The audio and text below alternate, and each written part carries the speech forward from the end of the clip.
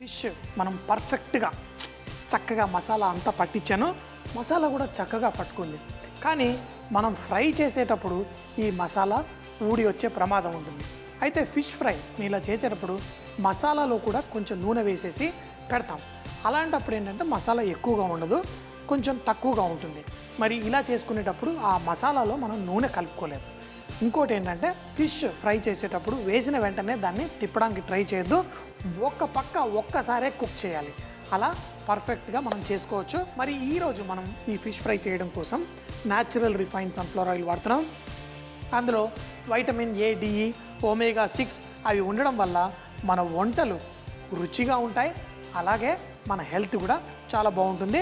తగినంత నూనె, మరీ ఎక్కువ నూనె కూడా వేయకూడదు, మన మసాలా ఊడి వచ్చే ప్రమాదం ఉంటుంది. చక్కగా మనం మసాలా పట్టించిన ఈ ఫిష్ని కొంచెం వేడెక్కిన తర్వాత వేసి రెండు పక్కల మంచి కలర్ వచ్చే వరకు ఫ్రై చేసుకుందాం. ఈ ఫిష్ ముక్కల్ని మనం స్లోగా చక్కగా ఒకేసారి కుక్ చేసుకోవాలి ఒకవైపు.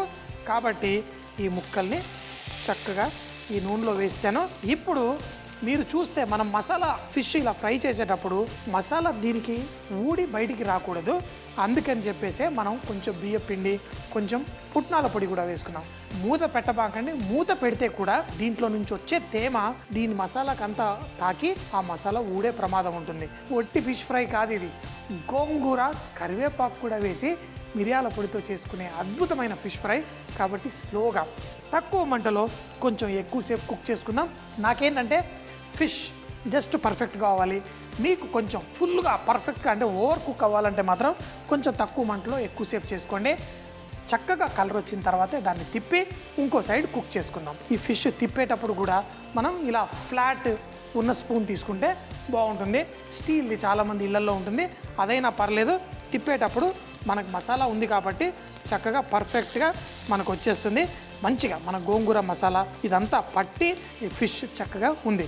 దీన్ని చక్కగా ఇంకో పక్కన కూడా కుక్ చేసుకుందాం. కొంచెం డిజైన్లా రావాలి అంటే ఇలా ఫోర్క్ తోటి ఇలా పెట్టేసుకుంటే ఫ్రై అయిన తర్వాత కొంచెం గీతలు గీతలుగా వస్తుంది. మనం చాలాసార్లు చూస్తాం కదా, ఇలా ఫోర్క్ పెట్టి లైట్గా చేస్తే వస్తుంది. ఇప్పుడు ఇటు పక్కన కూడా పర్ఫెక్ట్గా కుక్ అవుతుంది. మరో 2-3 నిమిషాలు చక్కగా ఫ్రై చేస్తే మన ఫిష్ గోంగూర రెడీ.